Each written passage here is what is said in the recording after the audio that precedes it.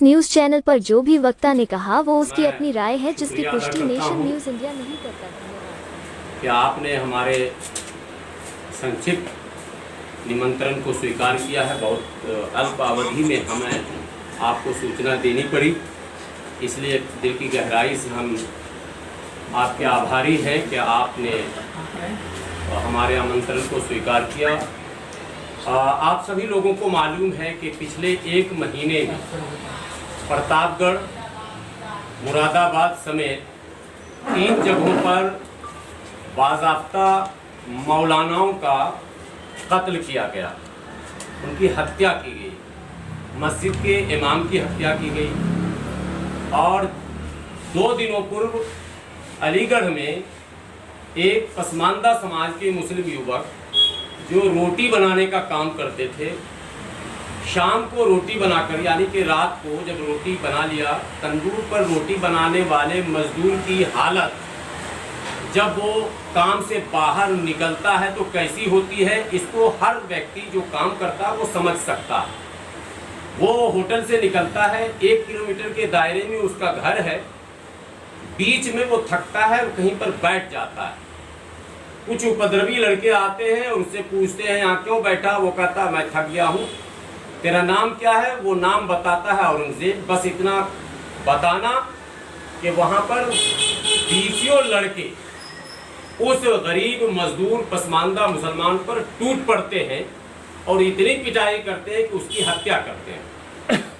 आपको याद होगा कि ये जो मॉब लिंचिंग का रिवाज है, इसमें 2 ही एंगल आया है अब तक। एक एंगल ये आया सामने कि कथित तौर पर गौमांस का सेवन करने का आरोप, जो दादरी में आपने देखा था, फिर इससे निकाला गया। बाद में क्या आया मैं उस पर आपको नहीं बताऊं क्योंकि आप पत्रकार हैं, लेकिन आरोप यही लगा। और दूसरा आरोप चोरी का, जो कि तबरेज अंसारी वाले में आपने देखा होगा एंगल आया था। लेकिन दादरी से लेकर, यानी अखलाक से लेकर, पहलू खान से लेकर, हाफिज जुनैद से लेकर, अफराजुल से लेकर तबरेज और मजलूम अंसारी तक जितने भी मॉब लिंचिंग हुए हैं इस देश में, उसमें 99% पसमानदा मुस्लिम इसके शिकार हुए हैं। पहला सवाल तो यह पैदा होता है कि आदरणीय प्रधानमंत्री जी पसमानदा मुस्लिम के संबंध में कई बार पीड़ा प्रकट कर चुके। उन्होंने स्वयं मंचों से स्वीकार किया है कि देश का पसमानदा मुस्लिम बहुत ज्यादा प्रताड़ित है, वंचित है, शोषित है, पीड़ित है, मुख्य धारा से कटा। तो आदरणीय प्रधानमंत्री जी को पसमानदा मुसलमानों के संबंध में, उनके सुरक्षा के लिए, उनके अपलिफ्टमेंट के लिए, उनको मुख्यधारा से जोड़ने के लिए, उनकी शिक्षा के लिए, उनके रोजगार के लिए योजनाएं बनानी चाहिए थी। इसके विपरीत भाजपा शासित प्रदेशों में बाज़ाब्ता बेलगाम भीड़ पसमानदा मुसलमानों की लगातार हत्या कर रहा, मॉब लिंचिंग कर रहा है। और आदरणीय प्रधानमंत्री जी और आदरणीय गृह मंत्री जी और उस राज्य के मुख्यमंत्री जी इस संबंध में एक शब्द भी कोई बयान नहीं दे रहे हैं। हम इसकी ऑल इंडिया यूनाइटेड मुस्लिम मोर्चा इस बात की निंदा करता है कि देश के मालिक, देश के गार्जियन, देश के सबसे कर्ता धर्ता और राज्य के गार्जियन अगर चुप रहेंगे तो बच्चा तो बेलगाम होगा ही। सो कथित तौर पर धर्म के नाम पर ये जो संगठन छोटे छोटे बन रहे हैं, ये अलगाववाद को अप्रत्यक्ष रूप से बढ़ावा दे रहे हैं। और ये सिलसिला अगर नहीं रोका गया तो मोर्चा का ये मानना है कि इससे सिविल वार की आशंकाएं बढ़ जाएंगी, जो कि इस देश के डेमोक्रेटिक सेटअप के लिए सही नहीं है। एक बात। दूसरी बात है कि क्या ये सिलसिला यूं ही चलता रहेगा या इसका अस्थायी समाधान भी होगा।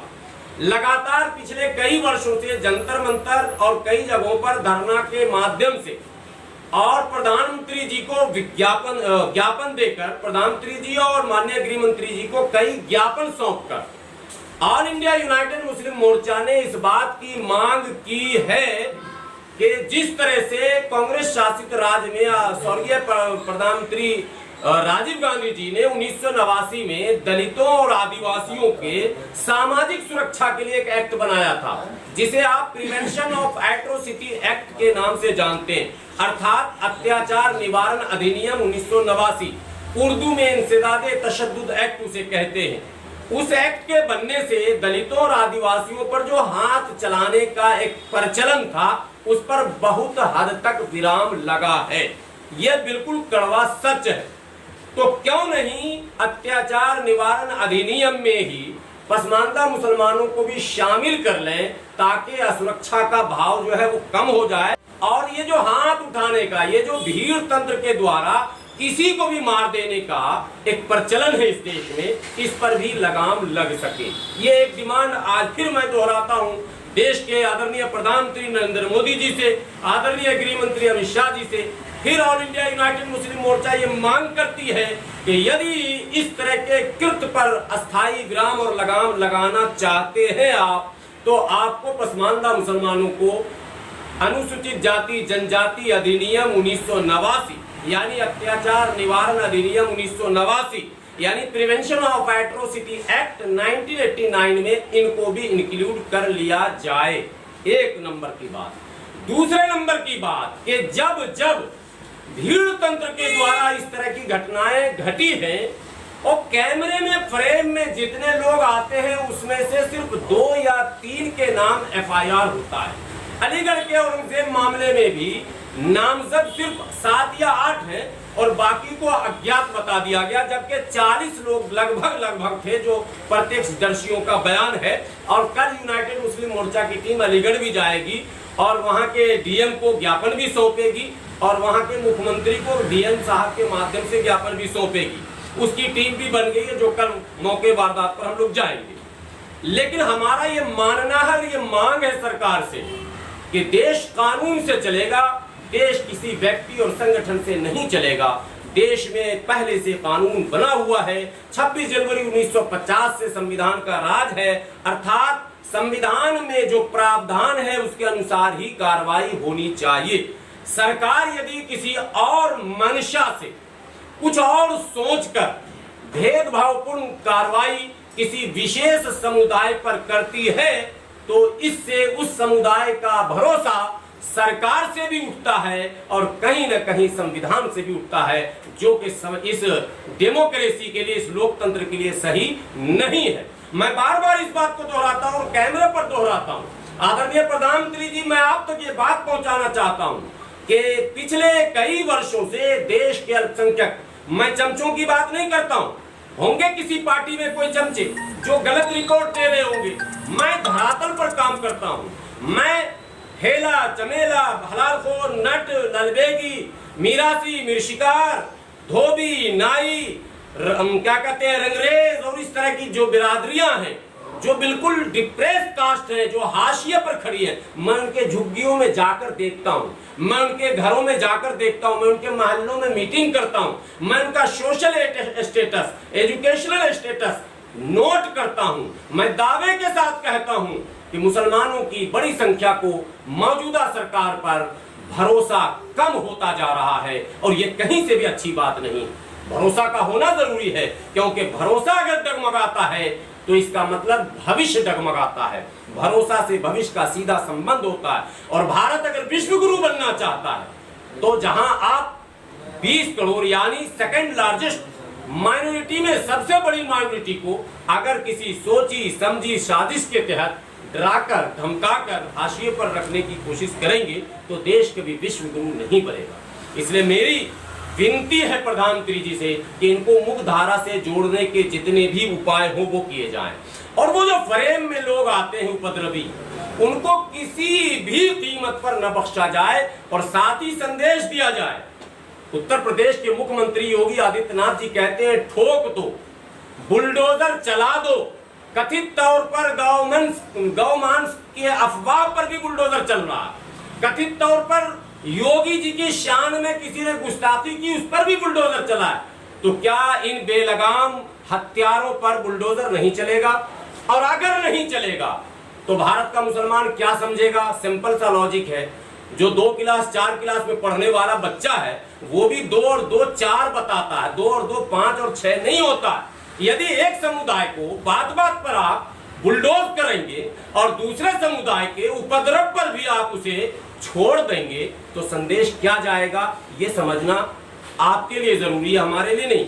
भारत का मुसलमान धीरे धीरे इस बात को देख रहा है। मुझे लगता है भारत के प्रबुद्ध नागरिक भी देख रहे हैं, प्रबुद्ध नागरिक बोल भी रहे हैं। आदरणीय प्रधानमंत्री जी, आपने सबका साथ, सबका विकास, सबका विश्वास कहा था, तो क्यों इस महान सेवक के प्रयास को आप नकार रहे हैं? इस देश का अल्पसंख्यक और विशेषकर पसमानदा मुसलमान, कपड़ा बुनने वाला काम भारत का पसमानदा मुसलमान, रुई धुलने का काम भारत का पसमानदा मुसलमान, कपड़ा काटने का काम भारत का पसमानदा मुसलमान, रंगने का काम पसमानदा मुसलमान, टायर पंचर बनाने का काम पसमानदा मुसलमान, सब्जी बेचने का काम, फल बेचने का काम, मीट मच्छी बेचने का काम, दूध बेचने का काम, पशुपालन का काम और सफाई का काम। वाराणसी, जहां से आदरणीय प्रधानमंत्री नरेंद्र मोदी जी सांसद हैं, वहां सफाई कर्मी जो वहां के नगर निगम में है, उनकी लिस्ट निकालिए। वहां हेला बिरादरी और हलालपुर बिरादरी की बड़ी तादाद मुसलमानों की जो सफाई कर्मचारी ऑन रिकॉर्ड हैं। और जिस दिल्ली में बैठकर मैं बात कर रहा हूं, इस दिल्ली में तमाम मकानों में सुबह सुबह जो कूड़ा लेने आते हैं, 50 लड़कों का इंटरव्यू मैं ले रखा हूं, वो सारे मुसलमान लड़के हैं। तो कूड़ा भी हम बीन रहे हैं, सड़क भी हम साफ कर रहे हैं, नाला भी हम साफ कर रहे हैं, हम आपके घर फल पहुंचा रहे हैं, सब्जी पहुंचा रहे हैं, मीट मच्छी पहुंचा रहे हैं, दूध पहुंचा रहे हैं, हम आपका टायर पंचर बना रहे हैं। करोड़ों की गाड़ी से आप चलते हैं, अगर आपका टायर पंचर हो जाए और टायर पंचर बनाने वाला अब्दुल हड़ताल पर चला जाए तो आपको पैदल चलना पड़ेगा। आज तक भारत के इतिहास में कोई टायर पंचर बनाने वाला हड़ताल पर नहीं गया। हम इस देश के महान सेवक हैं और आप हमारे लिए कोई योजना नहीं, हमारे साथ भेदभाव, हमारे प्रयास को नकारा जा रहा। तो प्रधानमंत्री जी से पुनः तीसरी बार प्रधानमंत्री बनने पर मैं बधाई देते हुए अपील करता हूं कि आप पसमानदा मुसलमानों के प्रयास को सकारात्मक ढंग से लें और कैसे इनको मुख्यधारा से जोड़ा जाए इसके लिए योजना बनाएं। और साथ ही साथ फिर वो डिमांड कि भीड़ तंत्र में बेलगाम भीड़ तंत्र पर लगाम लगाने के लिए ये जरूरी है कि प्रत्येक व्यक्ति जो फ्रेम में आया, चाहे वो मार रहा हो या ना मार रहा हो, उसने बचाया क्यों नहीं, ये भी जो है ऑफेंस है, ये भी जुर्म है। कहीं ना कहीं उस भीड़ का वो पार्ट था। सब पर एक धारा लगाई जाए और मुकदमा हो और पीड़ित परिवार को 1 करोड़ रुपए का जो है राशि आर्थिक सहायता के रूप में दिया जाए, कंपनसेशन दिया जाए। बार बार मैं कह रहा हूं, अब तक मजलूम अंसारी जो झारखंड के थे उन्हें कंपनसेशन नहीं मिला। अब तक की रिपोर्ट में बता रहा हूं, हाफिज जुनैद कंपनसेशन नहीं मिला, क्या कहते हैं तबरेज अंसारी कंपनसेशन नहीं मिला, अफराजुल को कंपनसेशन नहीं मिला। तो ये क्या हो रहा भाई? एक व्यक्ति की हत्या अज्ञात व्यक्ति कर देता है और दुर्भाग्य से या सौभाग्य से वो व्यक्ति तिवारी होता है। लखनऊ शहर में उसकी हत्या होती है। 3 दिनों में आदरणीय मुख्यमंत्री योगी आदित्यनाथ जी 1 करोड़ रुपए देते और उसकी पत्नी से मिलते हैं। क्यों योगी जी? मैं भारत का नहीं हूं, मेरा कोई योगदान नहीं है। अल्पसंख्यक समुदाय के साथ इस तरह से खुला भेदभाव कि अगर तिवारी है, दुबे है, चौबे है, शुक्ला है तो आप फौरन उनके घर जा रहे हैं, और अगर कोई दलित और मुस्लिम है तो आप उस पर चर्चा भी करने को तैयार नहीं है। जिस अलीगढ़ में औरंगजेब की मॉब लिंचिंग हुई, दुर्भाग्य से 2 दिन पूर्व यानी इस मॉब लिंचिंग के 2 दिन पहले एक दलित युवक की भी हत्या हुई। अब मुख्य मुद्दे पर मैं आकर अपनी बात खत्म करूंगा। केवल ये तो सरकार से मेरी शिकायत थी, अब उन पार्टियों से जो सरकार के उन पार्टियों से यानी भारतीय जनता पार्टी से डरा कर लगातार मुसलमानों को गोलबंद करके वोट ले रहे हैं। समाजवादी पार्टी, कांग्रेस पार्टी और इस तरह की दूसरी तमाम पार्टियों से मेरा सीधा सवाल है कि अखिलेश यादव जी, आप मौके वारदात पर क्यों नहीं गए? आप ना तो दलित की हत्या पर अलीगढ़ गए, ना मुस्लिम की हत्या पर अलीगढ़ गए, और आप इन्हीं दलितों और मुसलमानों के बीच भाषण देते हैं कि भाजपा हराने के लिए सिर्फ हमको ही वोट दो। तो आपको मैं वोट क्यों दूं? जिसको आप बी टीम कहते हैं उसको अगर हम वोट देते हैं तो बी टीम हो जाता है। वो बी टीम वाला तो बोल रहा है और आप ए टीम वाले क्या कर रहे हो? अभी तक ऑन रिकॉर्ड अखिलेश यादव जी का कोई बयान नहीं आया। अभी मुझे सूचना मिली है शुक्र की नमाज के बाद कुछ सांसद, संभल के सांसद जियाउर रहमान बट और उनके साथ 2-4 सपा के नेता वो पहुंच रहे हैं, कुछ देर में वहां पहुंचेंगे, या अभी खबर मिली है। जबकि मैं 3 दिनों से लगातार इस पर कहीं ना कहीं बोल रहा हूं सोशल मीडिया पर। तो मेरा यह मानना है कि राहुल गांधी जी को वहां जाना चाहिए। आप हिंदू मुस्लिम की राजनीति नहीं करें, आप इंसानियत की राजनीति करें। कत्ल इंसानियत का हुआ है, मुसलमान का नहीं हुआ। और ये रिवाज मुल्क के लिए खराब है, सिर्फ मुसलमान के लिए खराब नहीं है। और भगवान न करे, ईश्वर न करे, अल्लाह न करे, माहौल अगर खराब होता तो मुल्क को उसकी कीमत चुकानी पड़ती है, उसका खमियाजा मुल्क को भुगतना पड़ता, किसी व्यक्ति को नहीं भुगतना पड़ता अकेले। तो ये मसला मुल्क का है। तो जो कथित तौर पर सेकुलर पार्टियां चुनाव में उछल उछल कर वोट मांग रही थी, आज मुसलमानों की हत्या पर चुप्पी क्यों, सन्नाटा क्यों, वो क्यों नहीं मौके पर जाते हैं और वो क्यों नहीं उस परिवार से मिलते हैं, वो क्यों नहीं सरकार का घेरा बंदी करते हैं, सरकार को बाध क्यों नहीं करते, ये उनसे सवाल। अब एक और सवाल रह जाता है, बहुत उभरते हुए सितारे चंद्रशेखर नगीना से सांसद बने। दुनिया जानती है नगीना में 42% प्लस मुस्लिम माइनॉरिटी वोट है, और दुनिया ये भी जानती है कि सपा बसपा सबको छोड़कर वहां के माइनॉरिटी ने चंद्रशेखर जी को वोट दिया। अभी जब दलित युवक की हत्या हुई तो चंद्रशेखर जी पूरे शान बान से वहां गए थे, लाव लश्कर के साथ गए थे। मुस्लिम युवक की हत्या हुई तो उनका कोई अब तक अता पता नहीं है। सवाल उनसे भी मेरा है कि आप किस तरह की पॉलिटिक्स करना चाहते हैं। मेरा तो मानना है कि हत्या किसी की भी हो, जो राजनेता है उन्हें बोलना चाहिए मुखर होकर, किसी की भी हो, लेकिन अगर पॉलिटिक्स दलित मुस्लिम की है तो मुस्लिम का सिर्फ वोट लेने का पॉलिटिक्स है तो ये ज्यादा दिनों तक नहीं चलेगा। अगर आप लंबे रोज के घोड़े हैं तो आपको सबका संतुलन बनाकर चलना होगा।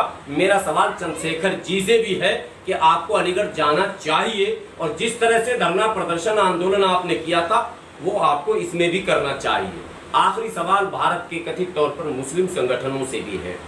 मुस्लिम संगठन जितने भी हैं, चाहे जमीयत उलमा हिंद हो, जमात इस्लामी हो, जमात अहले हदीस हो, मशावरत हो, ये आपसी लड़ाई में भी बुरी तरह उलझे हुए हैं और इस तरह के संगीन मामलों पर चुप्पी साधे रहते हैं। कभी कभी ज्यादा दबाव बनता है।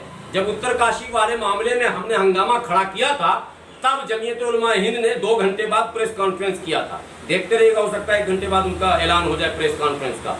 ये तरीका सर ठीक नहीं।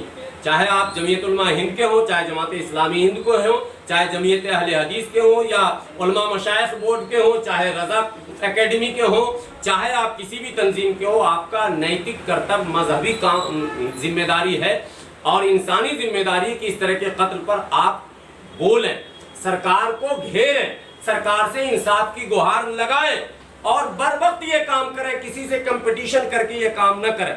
आपकी चुप्पी भी इनडायरेक्टली इस तरह के मुजरिमों की हौसला अफजाई करती है और मुजरिम ये समझता है कि सरकार तो कुछ कर ही नहीं रही है, मुस्लिम तंजीम भी कुछ बोल ही नहीं रहा है, राजनेता कुछ कर ही नहीं रहे, तो चलो ये तो हमको मिल गया एक खुराक, मियाँ को मारो और एक पर चलना। और देश के बहुसंख्यक भाइयों से हाथ जोड़कर विनती है, हिंदू भाइयों से, कि जो लोग गाली गलौज करते हैं अल्पसंख्यकों को, जो लोग मारने पीटने और काटने की बात करते हैं, उनको आप सर पर चढ़ाते हैं, उनको आप राजनेता बनाते हैं, उनको आप हीरो बनाते हैं, ये बिल्कुल अच्छी बात नहीं है। गाली देने वाला चाहे वो किसी मुस्लिम को गाली दे, हिंदू को गाली दे, सिख को गाली दे, ईसाई को गाली दे, पारसी को गाली दे, जैन को गाली दे, बौद्ध को गाली दे, वो गालीबाज है। मारने पीटने वाला हत्यारा, किसी की भी हत्या करे वो हत्यारा है, बलात्कारी बलात्कारी है, चोर चोर है। आप अगर वो आपके समाज का है और वो मुसलमानों को, दलितों को, किसी को भी गाली गलौज करता है तो उसे आप नेता और हीरो बनाते हैं, ये प्रचलन भी देश में रुकना चाहिए। ये भी कोई अच्छी बात देश के लिए नहीं है। इतनी सी बात आप लोगों के माध्यम से प्रधानमंत्री जी तक भी पहुंचानी थी। आखिरी में फिर प्रधानमंत्री जी से विनती है कि अत्याचार निवारण एक्ट 1989 में आप भारत के माइनॉरिटी को भी शामिल करें। यदि आपने ये ऐतिहासिक कदम उठाया तो भारत का अल्पसंख्यक एक अफवाह है कि मुसलमान भाजपा को वोट नहीं देता, शायद ये अफवाह जो है वो बल नहीं पकड़ेगा। इस बार भी वोट देने का इरादा बहुत सारे मुसलमानों ने कर रखा था, लेकिन दुर्भाग्य से आपके कुछ नेता और स्वयं आप भी ऐसे ऐसे बयान देने लगते हैं कि माहौल बनता बनता भी बिगड़ जाता है। सो इन तमाम बातों पर देश में विराम लगना चाहिए और सौहार्द का वातावरण और आपका जो नारा सबका साथ, सबका विकास, सबका प्रयास, सबका विश्वास, उसको आप चरितार्थ करते हुए आगे बढ़ें। देश इस इंतजार में है, देश का अल्पसंख्यक इस इंतजार में है। बहुत बहुत आप लोगों का शुक्रिया। कोई सवाल हो तो आप कर सकते हैं।